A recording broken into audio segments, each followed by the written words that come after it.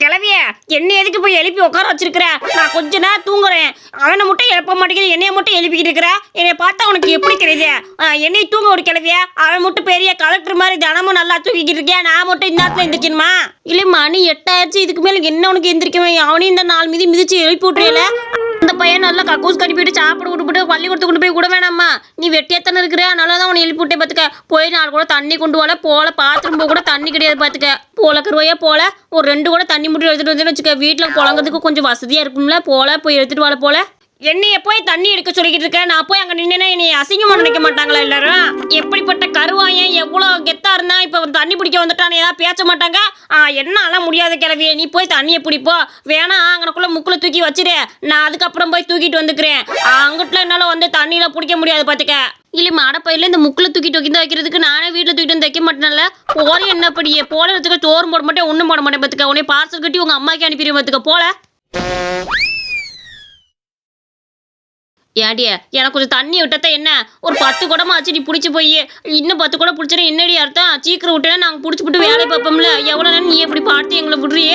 கிளவிய மற்ற இடத்துல வந்து 10 குடம் 20 குடம் நீங்கள் பிடிப்பீங்க. அப்பெல்லாம் நான் அமைதியாக தண்ணி நின்றுட்டு போனேன். இப்போயே அதே மாதிரி அமைதியாக நில்லுங்க. இன்னும் 10 குடம் பிடிக்காம நகர மாட்டேன். பார்த்துக்க ஆளுகளை பாரு. தினம் 10 குடம் மட்டும் நான் பிடிச்சிட்டு ஏமாட்டி வந்துருக்கிறேன். நீங்களா ஆளுக்கு 20 குடம் பிடிச்சிருக்கீங்க.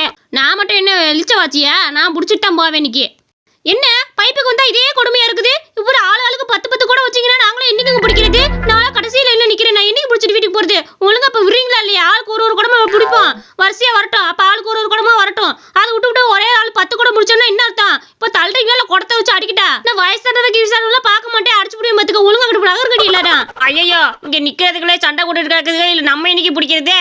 இதுல பிடிச்சோம்னா நம்ம சாயந்தரம் தான் வீட்டுக்கு போகணும். ஏதாவது ஒரு வழி பண்ணியே ஆகணுமே. இதுதான் சரியான வழி. இப்ப பாரு எப்படி எல்லாத்தையும் ஓட வைக்க மட்டும் பாரு. ஹலோ ஆமா ரேசர்ல பட்டுச்சேலையா? அடடடா நல்ல ஒரு வாய்ப்பா இருக்குதே. இந்த ஓடி வந்துட்டேங்க. பட்டுச்சேலை எங்க ஆயாக்கு ரொம்ப பிடிக்கும். பார்த்துக்க இந்த போய் வாங்கிட்டு வந்துடுறேன். ஏக்கோ அவன் சொல்றது பாத்தியா? பட்டுச்சேலையம்மா போய் எல்லாரும் வாங்கிட்டு வந்துருவோமா? அடடா ரேசன்ல பட்டுச்சேலை தராங்களா? எல்லாத்தையும் சொல்லிட்டு வாங்கிட்டு வருவோம். வாங்க அந்த தண்ணி கிடக்குது, நம்ம அப்புறமேல வந்து பிடிச்சிக்குவோம். இந்த தண்ணி எங்க போயிட போகுது? வாங்க ரேஷன் சேலை வாங்குவோம். ரேஷன்ல பட்டுச்சேலை கொடுக்கல அரிது பார்த்துக்கோங்க. வாங்க போய் வாங்கிக்குவோம். அப்புறம் வேத்துக்குள்ள வாங்கிட்டு போயிருவாளுங்க. நல்ல புடவைலாம் பொறுக்கிட்டு போயிருவாளுங்க. பார்த்துக்க நமக்கு ஆகாத போது விட்டுட்டு போயிருவாளுங்க. அட ஆமாப்பா. வேஷ்டி சட்டை கூட கொடுக்குறாங்களாக்கும். அடடா பட்டு வேட்டியா? அட பொண்ணு மாப்பிள்ள மாதிரி ரெடியாகி போயிட வேண்டியதே. இந்த வந்துட்டேன். அட திரும்பி பார்க்கறதுக்குள்ள எல்லாம் ஓடி போயிட்டாங்க. இன்ன வரை தண்ணிக்கு அடிதடியாக கிடந்தது ஒரு பட்டு புடவைன்னு சொன்னமே ஓடி போயிடுச்சுங்களே எல்லாரும். இதுவும் நல்லதான். நம்ம தண்ணியை பிடிச்சிக்கிட்டு வீடு போய் சேருவோம். நல்ல வேலை நமக்கு ஒரு நல்ல மூளை இருக்கிறனால தான் இப்படிலாம் பொழைச்சிக்கிட்டு இருக்கிறோம். இல்லைன்னா நம்மளாம் நாரி போயிடுவோம். பார்த்துக்க கிளம்புவான். கிளவியே நீ சொன்ன மாதிரி தண்ணியெல்லாம் பிடிச்சிட்டு வந்துட்டேன். எப்பா கையெல்லாம் வலிக்குது. இங்கே அங்கே இருக்க வேட்டுறதுக்குள்ளே போதும் ஆகிப்போச்சு தெரியுமா? இல்லை பேராண்டி கொலாய் முழுக்க கூட்டமாக இருந்துச்சு, அதனால தான் உன்னை அனுப்பிவிட்டேன். எப்படியோ நீ ஏதோ பண்ணி பிடிச்சிட்டு வந்துட்டு எனக்கு நம்பிக்கை இருந்துச்சுல. அதே மாதிரி பிடிச்சிட்டு வந்து விட்ட பத்தியா ரொம்ப சந்தோஷம்ல. ஓகோ அப்போ பார்த்துட்டு வந்து தான் விவரமா கூட்டம் இருக்குன்ட்டு என்னை அனுப்பிச்சு விட்டியாக்கோ. சரியான ஆளாத்தான் நீ இருக்கிற. அடுத்த தடவை நான் போக மாட்டேன். பார்த்துக்க இந்த மாதிரியே ஏமாத்திட்டு இருக்க முடியாது என்னால. அடுத்த தடவை ஏமாறு உலகெல்லாம் என்னன்னு கூட எனக்கு தெரியல. பார்த்துக்க கேள்வி நான் பள்ளிக்கூடத்துக்கு போயிட்டு வரேன். என்ன பார்த்துக்க. ஏய் என்னடா இது? பள்ளிக்கூடத்துக்கு போறதுக்கு பேக்கு எல்லாம் எடுத்துட்டு போவாங்க. நீ என்னமோ பெரிய கேரி எடுத்துட்டு போயிட்டு இருக்கிற. இது எதுக்கு எடுத்துட்டு போயிட்டு இருக்கிற? ஒழுங்கு மரியாதை சொல்லி அங்கிட்ட வச்சு சாப்பிடலாம். இதை எடுத்துட்டு போறியா? என்னத்தை அப்படி சமைச்சு கொண்டு போற? வீட்லயே ஒரு சோறு இல்லாம கிடக்குது. நீ என்னத்தெல்லாம் சமைச்சு கொண்டு போற? பள்ளிக்கூடத்துல சோறு தீடி போட்டேனா? அதுக்காக சரி இங்க இருக்க எல்லாத்துக்கும் சமைச்சு கொண்டு வரணும்னு சொல்லி இருக்கிறாரு. அங்க 4 பிள்ளைங்க இருக்கு. நான் தான் இன்னைக்கு சமைச்சு கொண்டு போகணும்னு சொல்லி இருக்கிறாரு. அதுக்காக தான் ரேஷன் அரிசி போட்டு அதுல தக்காளியை கடைஞ்சு ஊற்றி போட்டு சோறை எடுத்துட்டு போறேன். பார்த்துக்க இது பேர் தான் பச்சை தக்காளி. பச்சை தக்காளி இருக்கு பார்த்தியா? அதை புழிஞ்சு சோத்துல ஊற்றி விட்டேன் நைட்டு. அது அப்படியே காலையில மூடி எடுத்துட்டு போனோம்னா ரொம்ப சுவையா இருக்கும். நான் எடுத்துட்டு போயிட்டு வரேன். என்ன ஐயா இது என்ன லூசு மாதிரி சொல்லிட்டு போகுது? அப்பெல்லாம் செஞ்சு நல்லாவா இருக்கும்? இதுக்கு மாதிரி நான் அப்பெல்லாம் சாப்பிட்டதே கிடையாது. இல்லை கருவாயம்பேலே அவனுக்கு யாரோ சொல்லி கொடுத்துருக்காங்க போல. இந்த மாதிரி செஞ்சா நல்லா இருக்கும்னா அதனால அப்படி செஞ்சு எடுத்துட்டு போறேன் போல. சரி கூட என்னத்தையும் செஞ்சு எடுத்துட்டு போட்டோம். ரேஷன் அரிசி தானே போயிட்டு சாப்பிட்டு போட்டோம். சரி போய் வேலையை பாரு. நீ கேள்வி கட்டிருந்தா நான் சமைக்க முடியாது. பார்த்துக்க போல. ஏ தாத்தா நான் அப்பா வந்து பார்த்துட்டு இருக்கேன். என்ன அங்கேயே வீட்டை உருன்னு பார்த்துக்கிட்டு இருக்கிறேன். என்ன வேணும் உனக்குதே? ஏப்பா ஒன்றும் இல்லை. இங்கே தடியேங்கிறது யாரு?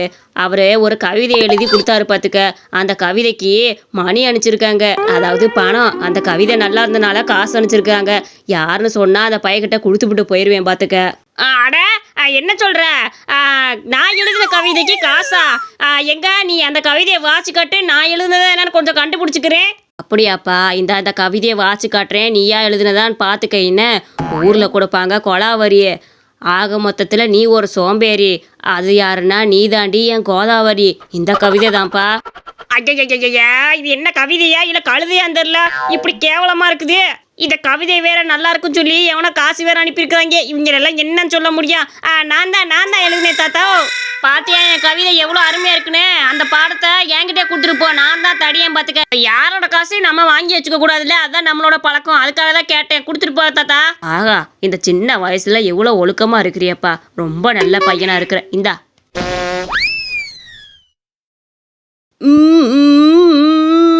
அட யாருடா இது? நம்ம வீட்டுக்கு முன்னாடி ஒரு கிழமை நின்றுட்டு இருக்கிறியா? எதுக்கு இந்த ஆள் நம்ம வீட்டையே பார்த்துட்டு நின்று இருக்காரு? ஒருவேளை திருடு வந்திருப்பாரோ? யார் வீட்டு திருடு வந்தா?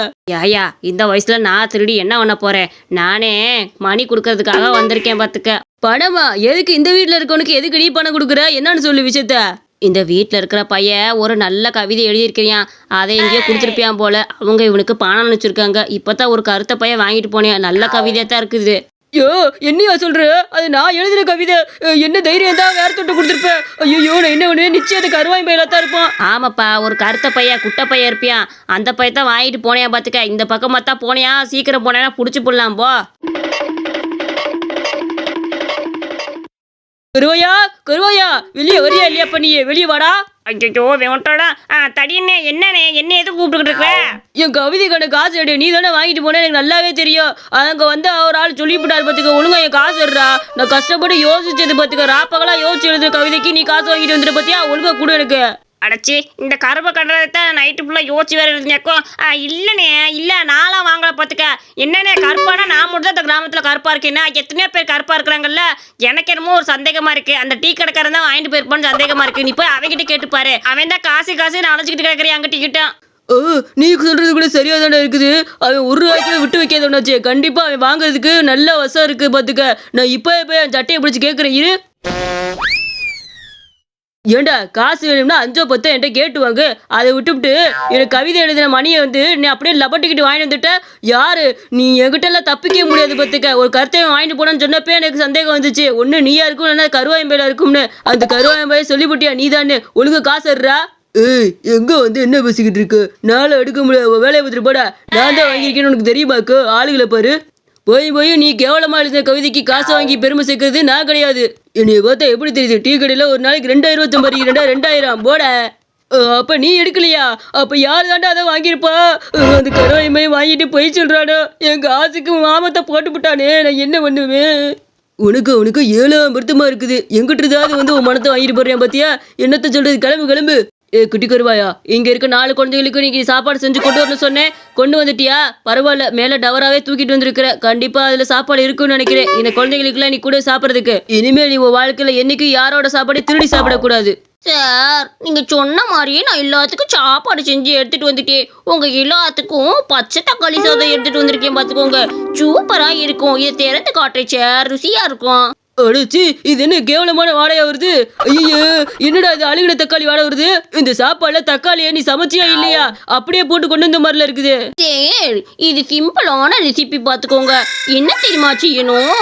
தக்காளி இருக்குல்ல, அந்த சாரை பூரா புழிஞ்சு எடுத்துக்கணும். எடுத்துக்கிட்டு நைட்டோட நைட்டா பழைய சாதத்தில் அந்த சாரை பூரா ஊற்றி வச்சுட்டு காலையில் அப்படியே மூடி எடுத்துட்டு வந்துடணும். இதுதான் பச்சை தக்காளி சாதம். சூப்பராக இருக்கும். ஒரு ரூபா சாப்பிட்டு பாருங்க சார்.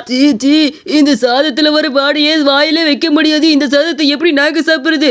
எங்களுக்கு இதெல்லாம் வேணாம். எங்களுக்கு சிக்கன் பிரியாணி தான் சார் வேணும். இந்த சாதம் வேணாம். என்னது இது? லூசு மாதிரி ஏதோ ஒன்று செஞ்சு கொண்டு வந்துருக்குற. ஏதாவது தயிர் சாதமாக செஞ்சு கொண்டு வந்துருக்க வேண்டியதானே? அதை விட்டுட்டு பச்சை தக்காளி சாதம் இதெல்லாம் உன்கிட்ட கேட்டோமா? அருமோ, இதை யார் மனுஷன் சாப்பிடுவானா? நாளைக்கு ஒழுங்கா நல்ல சாப்பாடை செஞ்சு கொண்டு வந்து குழந்தைங்களுக்கு கொடு. கிளம்பும் போதப்போ சேர் மனுச்சிருங்க சேர். நாளைக்கு நான் நல்ல சாப்பாடை செஞ்சு எடுத்துட்டு வந்து உங்களை ரசிக்க வைக்கிறேன் பாருங்க. இந்த சாப்பாடு உங்களுக்கு பிடிக்கிறேன்னா விடுங்க. ஆனால் 1 ரூபா வாயில் போட்டிங்கன்னு வச்சுக்கோங்க, உங்கள் உலகத்தையே மறைஞ்சிரும். அந்த அளவுக்கு சுவையாக இருக்கும். சரி, நல்லதுன்னு சொன்னால் எங்கே கேட்குறீங்க? நான் எடுத்துகிட்டு போகிறேன் என் சாதத்தை.